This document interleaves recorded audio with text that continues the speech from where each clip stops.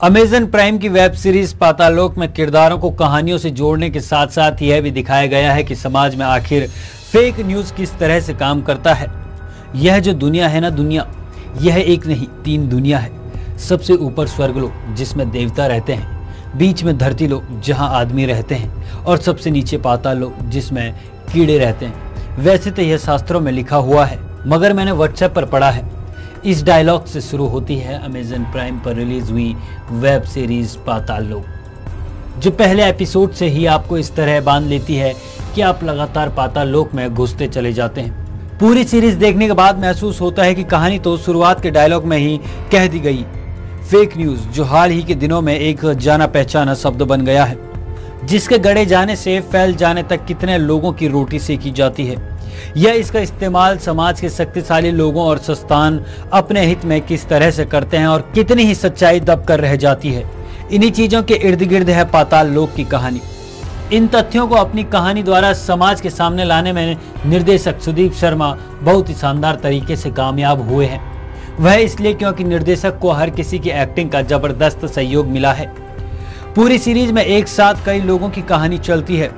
पहली कहानी एक पुलिस वाले की है, नाम है हाथीराम चौधरी।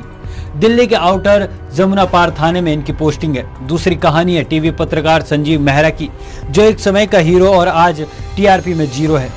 तीसरी कहानी है विनोद त्यागी उर्फ हथौड़ा त्यागी, जो क्रिमिनल है। चौथी कहानी है इमरान अंसारी की, जो दरोगा हैं और आईएएस की तैयारी में लगे हैं। वह नए हिंदुस्तान में बात बेबात अपने मुसलमान होने के ताने सुनता रहता है। इन कहानियों के साथ तोप सिंह, चीनी और कबीर अहम की कहानी जुड़ती चली जाती है। ऐसे में फेक न्यूज कैसे समाज में काम करता है, इसकी कहानी परत दर परत सामने आती है। दिल्ली पुलिस के स्पेशल ऑपरेशन में दिल्ली ब्रिज पर 4 क्रिमिनल गिरफ्तार होते हैं। हथौड़ा त्यागी, तोप सिंह, चीनी और कबीर अहम। इन पर मीडिया टाइकून संजीव मेहरा की हत्या की साजिश का आरोप है। यह केस हाथीराम के पास जाता है। हाथीराम को न सिर्फ पुलिस डिपार्टमेंट को बताना है, बल्कि अपने परिवार को भी समझाना है कि वह हीरो है। क्या वह केस सुलझा पाता है, यह जानने के लिए आपको वेब सीरीज देखनी होगी। हाथीराम टीवी पत्रकार संजीव मेहरा को मारने की साजिश के मामले की तह तक जाने के लिए चारों हमलावरों की हिस्ट्री शीट खोजना शुरू करता है। शुरू होती है हिस्ट्री बदलते भारत की। यह कहानी है पंजाब में दलितों पर अगड़ों के अत्याचार की। एक दलित के बागी होने के बाद उसकी मां के साथ सामूहिक बलात्कार की। दिल्ली में निजामुद्दीन स्टेशन के आसपास पनपते बाल यौन उत्पीड़न की। एक मुसलमान की जेब में अपना सर्टिफिकेट लेकर घूमने की। और कहानी है उस इलेक्ट्रॉनिक मीडिया की जिसे सिर्फ चटखारे लेने की आदत पड़ चुकी है। इलेक्ट्रॉनिक मीडिया जहां दीन, धर्म, ईमान सब पैसा है। सामाजिक मुद्दा किसी की फटी जेबें टटोलती है। यह कहानी भी चौराहे पर सिस्टम में कपड़े उतारते उसको नंगा कर देती है। इस सीरीज में दिखाया गया है कि अपनी बहनों के बलात्कार का बदला लेने के लिए विपिन त्यागी किस तरह से हथौड़ा त्यागी बनता और कैसे सूबे की राजनीति में उसका इस्तेमाल किया जाता है। हर सही झूठी बात पर अपने बाप से पिटता दलित तोप सिंह, जो एक दिन अपनी बेइज्जती का बदला लेने की ठान बैठता है।